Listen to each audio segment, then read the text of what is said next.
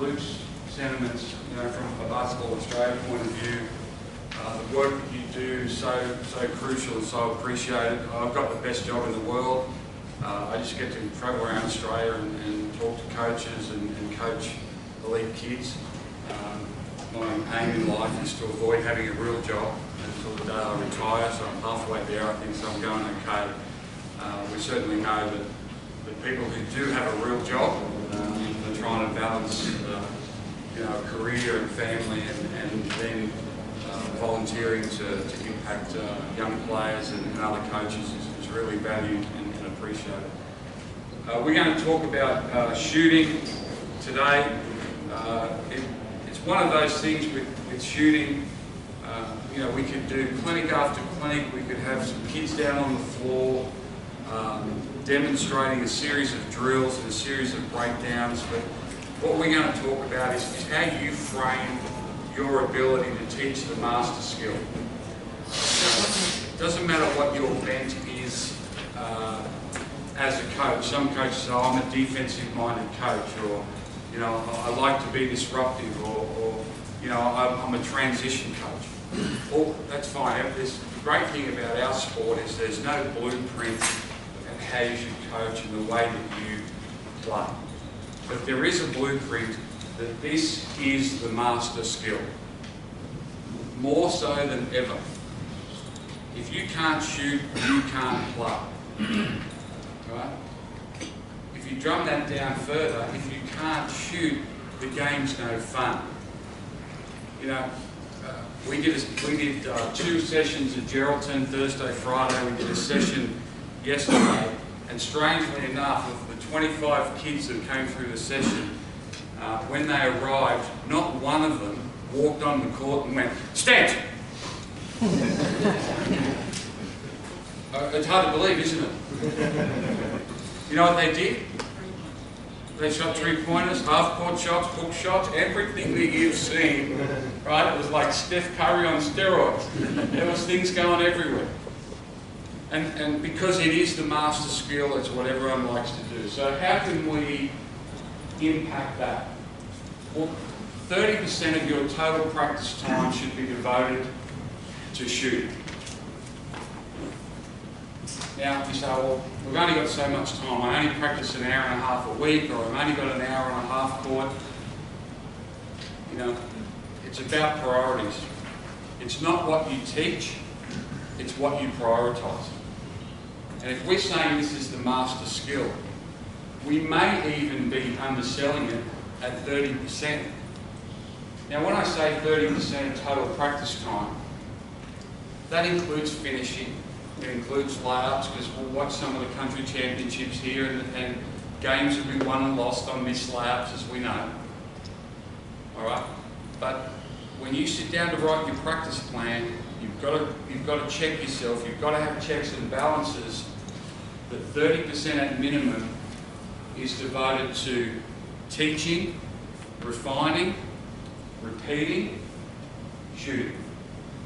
And we'll talk later about how that we can do that. You've got to help each athlete to develop a shooting plan, because modern coaching is very much about the athlete and the relationship between the coach and the athlete. The days of my way or the highway are gone. It's about engagement.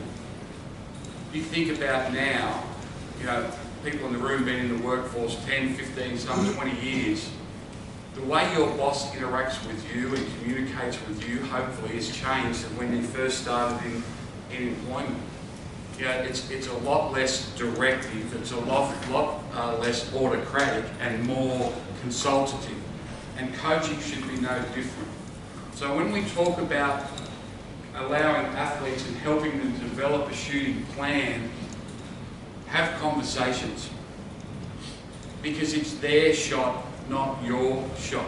Now, we know that there's some base principles around shooting the jump shot. Globally, most people shoot a similar one. They don't shoot the same one. In fact, there's not 2 players on the planet that shoot the same way. Just like there's not 2 people on the planet that have the same walking gait or the same running gait, right? Because of natural physiology. So when we talk about developing a shooting plan, the first thing I ask is, what's comfortable for you? If I just threw you the ball and got you to shoot the basket, how would you do it? So I'm not coaching them yet in their eyes, but I certainly am coaching them. Right? And so you just watch them first. Observe first, coach later. Now when they shoot it, you've got to identify what's sound, what's natural, and what you can refine. In that order. It's not straight away, no, whoa, whoa, whoa, whoa, whoa. That's not how you shoot. Well, that's not actually coaching, because you're not helping them make change. You're not giving them any information other than the way you shoot is really bad. That's in essence what you're saying. Right? So you've got to allow them to show you what's a natural movement pattern for them. And then your job as the coach is to refine that and help them go on a journey to develop their shooting plan. For example, some people shoot the ball very square. So they've got 10 toes to the rim, and you hear a lot of coaches say 10 toes to the rim. Right? Some people shoot the ball from 11 o'clock. So here's the basket, my feet are here. And the reason they quite naturally tilt to 11 o'clock is if I've got my feet square like this. Now I'm an exception to the rule because I'm a phenomenal athlete. Right? That's not comfortable, right? There's some tension through there. As soon as I do this, I open this side of my body, and that's a lot more natural movement.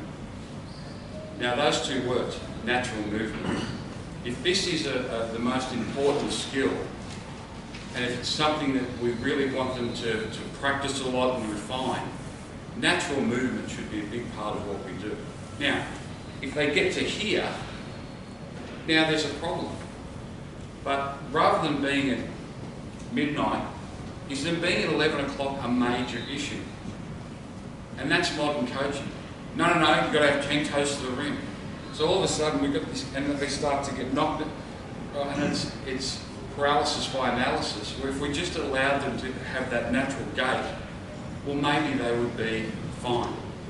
So if it's a gross issue, if it's a gross technical concern, change it.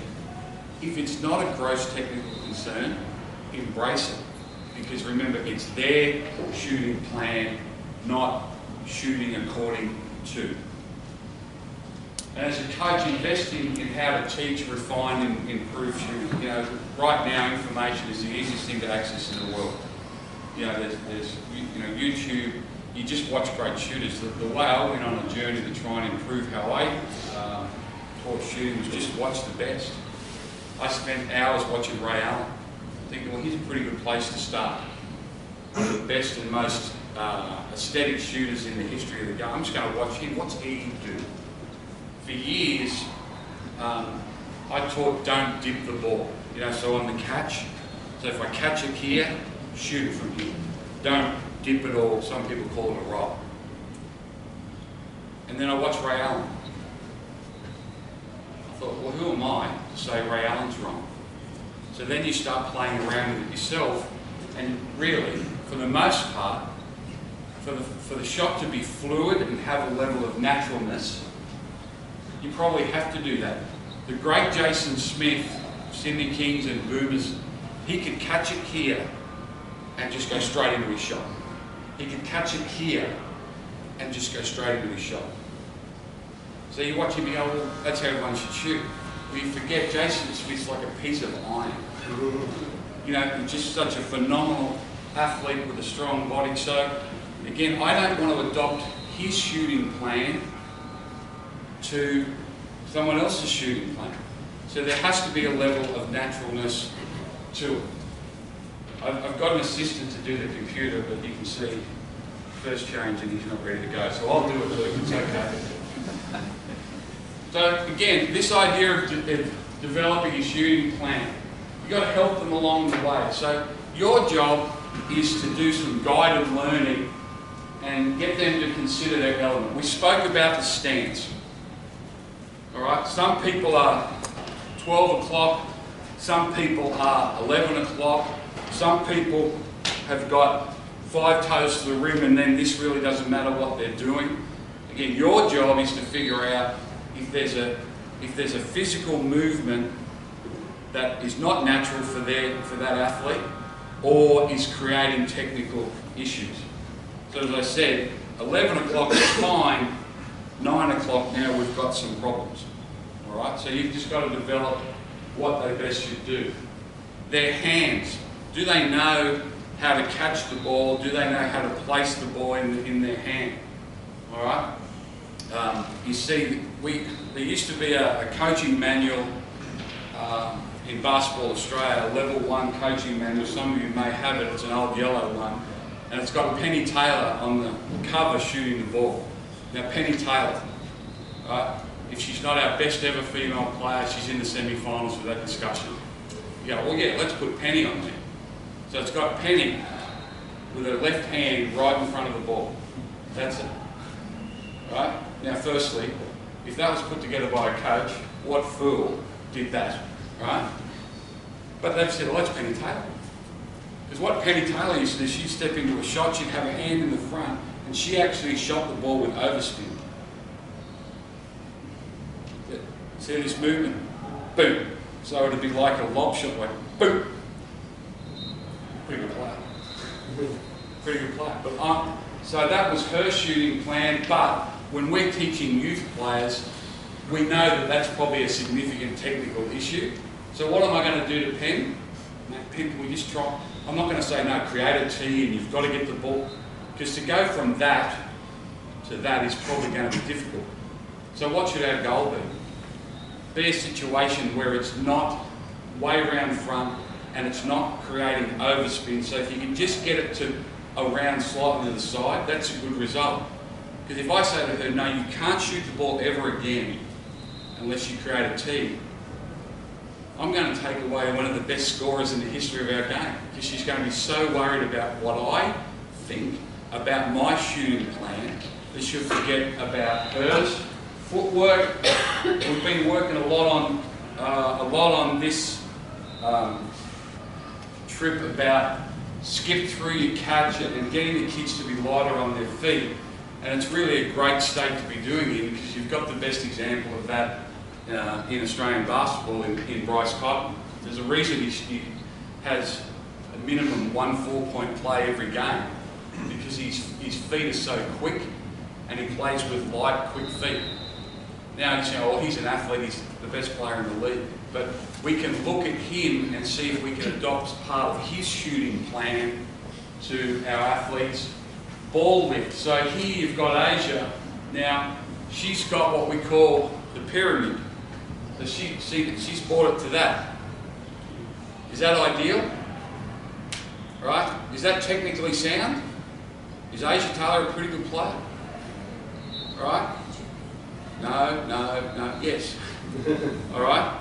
Now, if we were to roll that on, if it was a video, she gets to here, and as she shoots, it becomes an eye. So she's got a pyramid. Instead of being this perfect come up through on this eye and shoot the ball, obviously that's not comfortable for her as an athlete. So she's devised it now so she comes up in that pyramid, then as just at the point of release, is that sound now? Yes.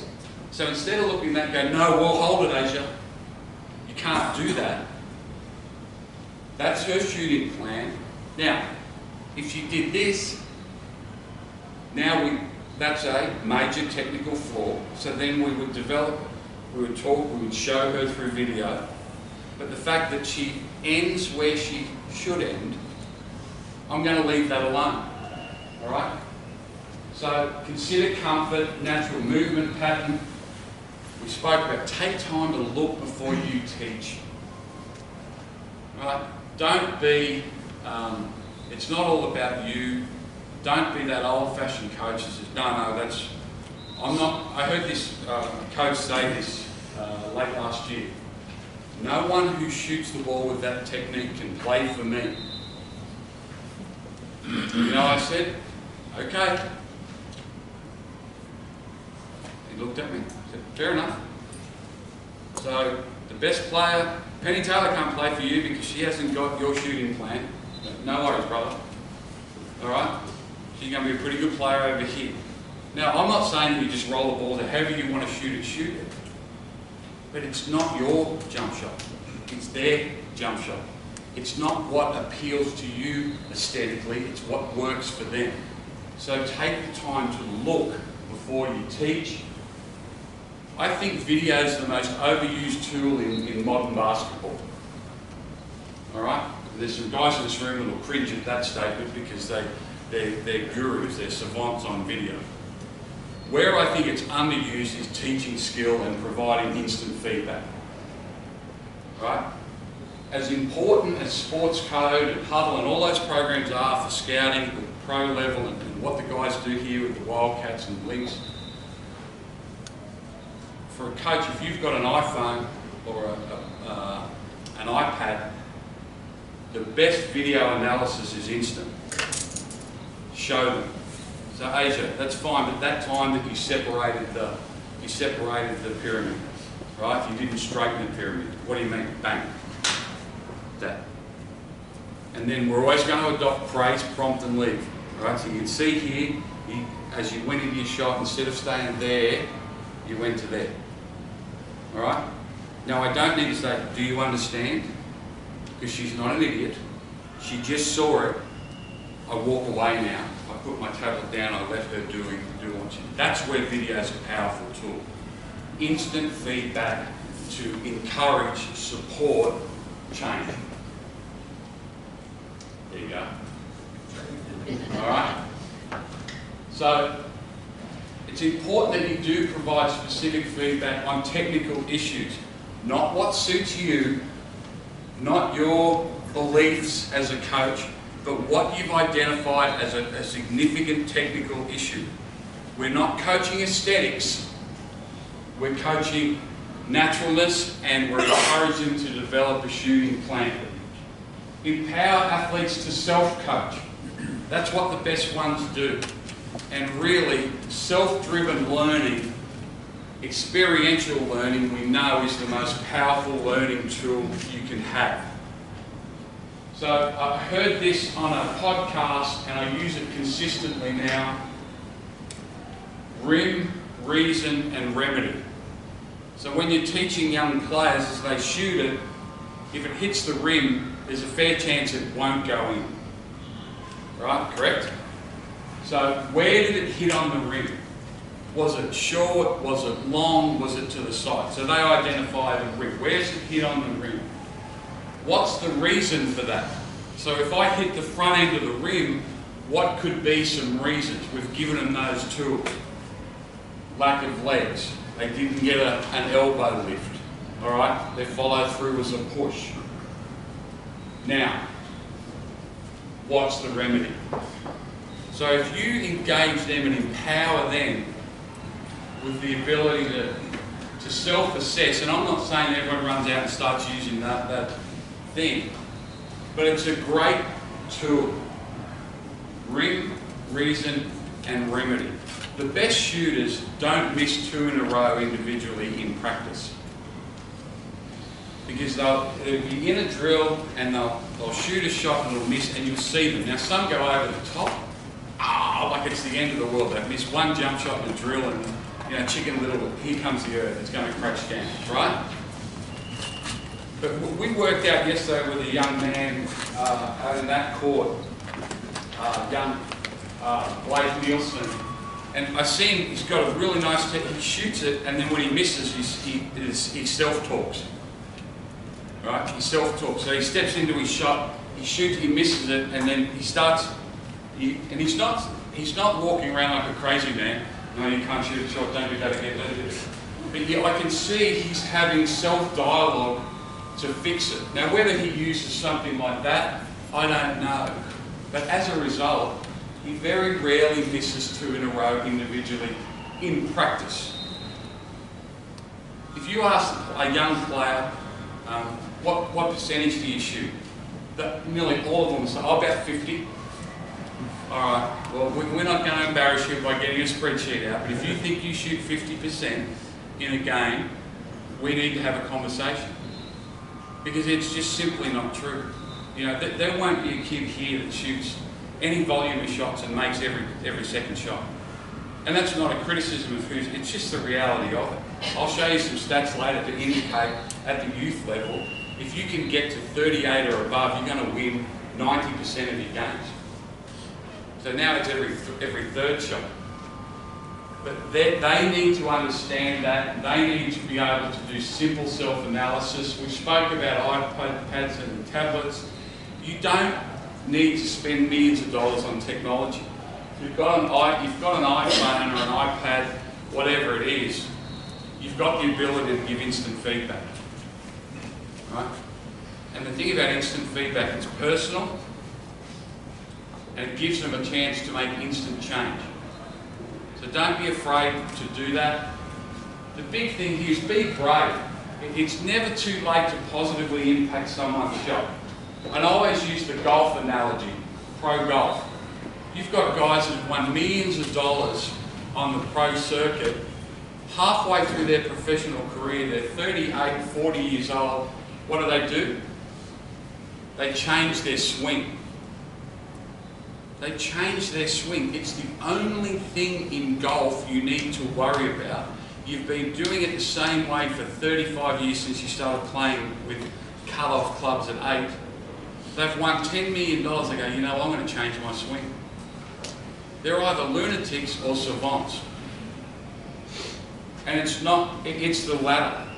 And it's the same with shooting. I have coaches say, oh, they're 16, you can't change their shot now. Oh, well, yeah, screw them. Well, that's what you're saying, right? That's what you are saying. In the NBA, you see guys have breakout seasons. And you know, the media, oh, he's had a breakout season, it's fantastic. They haven't had a breakout season. They've committed to making change, to adding something, and they've come back and, as a professional athlete making millions of dollars, they've changed something in their game. So don't be thinking, oh yeah, you know, it's too late, that's just how they shoot. That's not true. You can help them develop or alter a new shooting plan. Remember, it's their shooting plan, it's not what suits you. Thank you. So the 3 phases of drilling, shooting, you need to get this in. So when you're 30% of practice time that you're going to devote to shooting, the 3 phases, form or technique. Just something where they're practicing and they're working on that as a motor skill. Right? One of the most powerful aspects of learning is success. The reason we have players start close to the basket and then move out is the closer you are, the more level of success. Right? So there needs to be an element of form. Then there needs to be an element of repetition, say your block shooting drills, whatever you might want to do. But it's important to get this into situational. So shots that are off game movements, shots that are going to present themselves in games. If you only do this, that's going to be a problem. If you want to skip something, I know it sounds fun to skip that. And they're like, whoa, hold it, you need repetition. Yeah, you do. But if you're doing this without this or this, it's just spending time. There's no value. All right. So game shots, game tempo, measurable. We, at the last program I was involved with, we would chart form shooting. So we had a whole form shooting series that we would do, and of course, you know, we've got some former players in the room. What do kids do when you do form shooting? Yeah, mate. Yeah, no, I was doing this the other day. We charted it without telling them. The first 3 weeks, they averaged 42% in form shooting. 42%. And it wasn't because they were poor players, and we were poor coaches. They just didn't, there was no value. They were doing it to get to the next thing. So we started charting form shooting. And then it's embarrassing. And we used to put it up on the whiteboard. Adam Ford, 42% form shooting. Good job, 40, there's a platform to move on with. And he don't like that. So all of a sudden, Now there's a value on every shot. Right? And that's what, we don't want to have a situation where they're just shooting the ball. So we want to have accountability, we want to chart scores, we want to have a mentality of all shots, all net, all the time. All shots, all net, all the time in practice. Now the older guys, and I'm one of them, say, well hold on, there's nothing wrong with using the backboard. I agree. You can use the backboard and your shot can still be all net. Right? What we're trying to avoid is hitting that horrible iron. Because when the ball hits that, we know bad things happen. So all shots, all net, all the time in practice. The other thing, adaptive shooting. Some people call that contested shooting, which I think is crazy, but some of those people are smarter than I am. What are we trying to create in a game? As many uncontested shots as we can, yeah? We criticise players for taking contested shots. Let's do a series of drills like called contested shooting drills. How confusing is that? Right, so we want to do adaptive shooting, and that's where you hit. So I'm throwing it, I'm closeout, you've got to shoot over a closeout. That's not a contested shot, that's an adaptive shot that's helping us do game-like situations. The other thing about adaptive shooting is it's fun. Because just block shooting drills are no fun. So if you include some defense, if you include some numerical advantage, numerical disadvantage, it's fun. Right, Drew? So some recent stats from 2018 events. Under 17 women won bronze and they had one bad game. Well, in fact, they had one bad quarter where they turned it over against France. Other than that, they would have gone back-to-back gold medals potentially. They shot 28% from three. 28%? How can you win any games shooting 28%? They were second in the world at 28%. This is what I'm talking about. Oh yeah, and I shoot about 54% from the field and 45% from three. No, mate. No, you don't. Right? Our 17 men, 27% from three. Oh, how are they going to ever? No wonder they didn't win a medal. They were fourth. Right? Our opals, 31% from three. They won a silver medal. Now the reason I'm putting this up here is you can see small improvements equal potential for significant results. If you were to stack either just field goal percentage or true shooting percentage, I think that's a better stat. So a combination of threes, twos and three throws. And you can have an incremental shift in that of 4% over 12 months. 4%. Imagine if that was 32, imagine if that was 31, imagine if that was 35.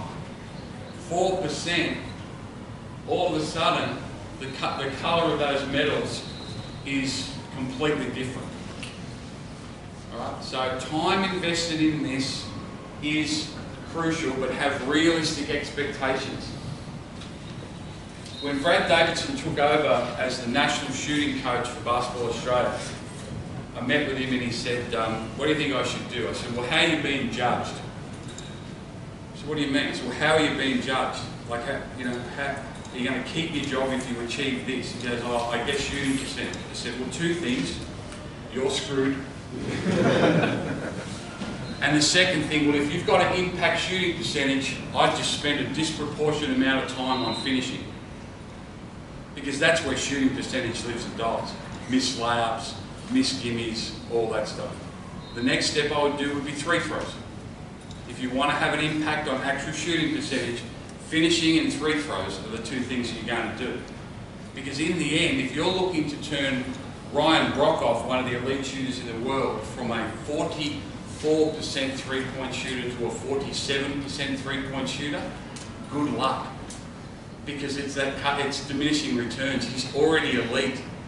So now you're looking to get that Grand Prix motor car from doing a lap in 92 seconds instead of 93 and a half. It's hard. That last little bit is hard. So the job, if you can do that, 30% total practice time on shooting and have incremental change. You're not going to have gross change. One, and we all want to win. You're here giving up your Saturday listening to lunatics like me, right? If you don't want, you want to win. But more so, you want to help the kids. You've got a strong empathy for young people. But understand it's going to be incremental. And it's going to be a collective journey. You can't come in there and say, right, I just watched a series of clinics from Chip England, the best shooting coach in the world. We're going to do everything Chip does with the San Antonio Spurs, and guess what? We're going to go through the roof with our shooting percentage. I don't want to disappoint, but no, you're not.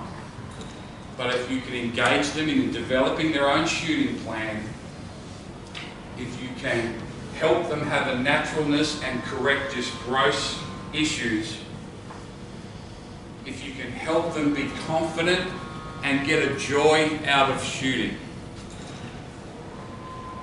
now you've got a chance to get incremental change, and you've got a chance to win some more games, but more so, they're going to have more fun playing and more success. And don't underestimate joy. It's the last thing I have.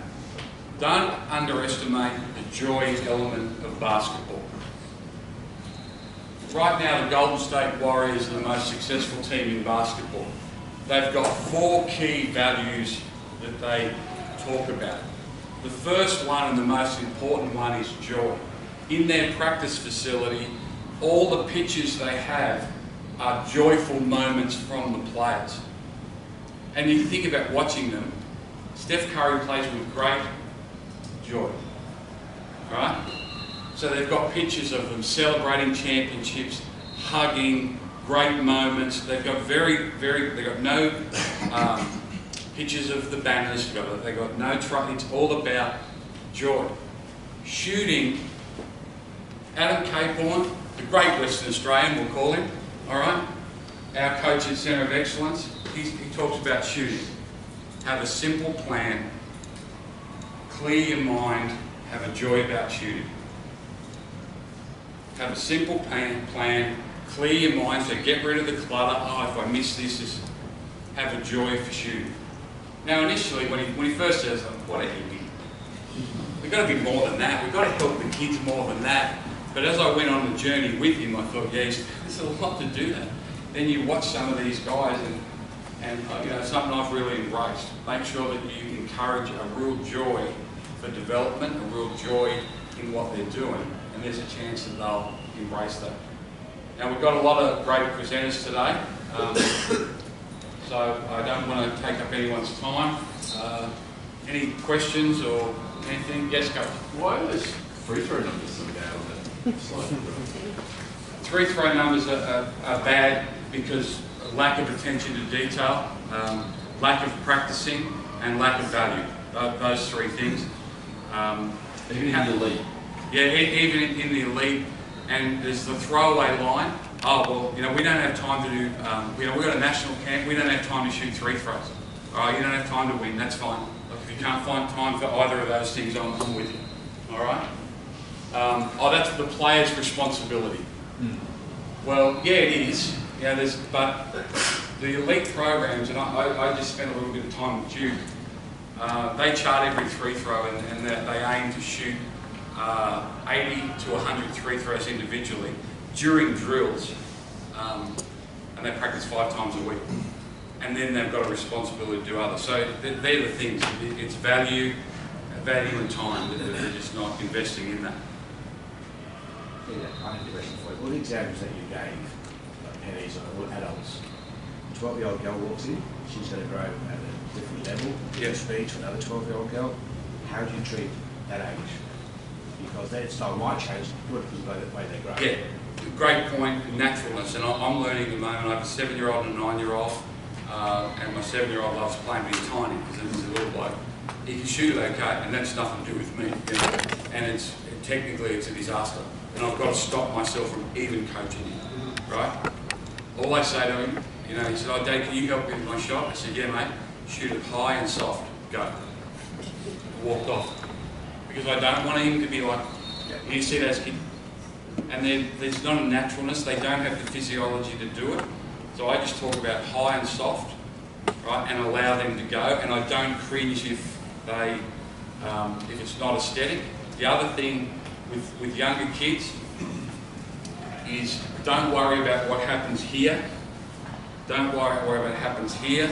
Just worry about what happens there. If they can get anything like that at the end of their shot, I don't care if they're doing the Macarena down here. All right? Because, you know, we've always taught the shot from the ground up. In Europe, Serbia, the greatest teachers of basketball in the world, they teach it from this down. They still teach footwork, but they make sure that 10-year-olds have got something like that, and then they think, well, everything else will drop around it. So it's like putting the roof on and then hope the walls. But they're pretty good coaches. So, out of that, coaches. Yeah, I've got a boy. He's a really good player. Like his handles and all of that are great, and he's a pretty good shooter. But he misses a shot, or he misses 2 shots, and he just totally doubts it himself, like you wouldn't believe. How do I get through him and just say, "Hey, relax, it's all good"? Because I'm just really struggling. Conversations, just conversations. And I saw a clip where Steph Curry came off. He missed some shots, which doesn't happen much, and they had Steve Kerr wired. And Steve Kerr said, "Hey, I love what you're doing out there." And you can see even Curry, the most confident guy of all time. He goes, "Man, you just bring in so much other things. I just love what you're doing. Like I'm just enjoying it. I'm enjoying it, and I'm enjoying you." And you can see, like Curry's like, "Man, you're losing it." Like 2 of 15, but he was one saying, "Hey, you're doing so much else," but he was giving him permission to miss shots. Right? That young man's not giving himself permission to miss shots. That makes sense? Yeah. So just have those conversations, highlight the small successes about setting screens, making good passes. I'd say, "Hey man, this is the best passing game I've seen you play." So it allows him, it gives him permission to step away from it. We've got one more question because Dave's next and he's the most important guy in West Australian basketball. Over the trip, please. All right? Yes. So just going on from this guy saying the young girl, I've got a young guy who I think has been overcoached, and his action isn't natural. It's not anything. He's 16 now. How can I? For those players overcoached or analysis, paralysis by analysis, I start with playing one-on-one. Just let them play one-on-one where things aren't going to be pretty. The aesthetics of one-on-one is going to be ugly, but so take him out of drills and just let him play some one-on-one with very few rules and just see if you can, and that'll trigger the naturalness of playing. Because when you're playing one-on-one, right, you've got to find a way to get things done. You've got to be innovative and you've got to be creative, and often what that'll do is, again, it'll give them permission again to just be a basketball player rather than a PhD student. We turn basketball into a PhD course, and it's no fun, right? So I spoke to a coach last night, just play lots of one-on-one. And then, all of a sudden he'll be back to, whatever else, and then the naturalness will come, but it's not going to be in a hurry, all right? All right, guys, I'm here for in and out for most of the day. I've got a couple of meetings, so if there's other questions or you want to have a chat about anything, please do. Thanks very much for your attention. Congratulations, this is a great role. We didn't know how many coaches that we would have, so for you guys to give up your precious time is it's really exciting from a Basketball Australia standpoint. So look forward to catching up with you during the day. Thanks, guys.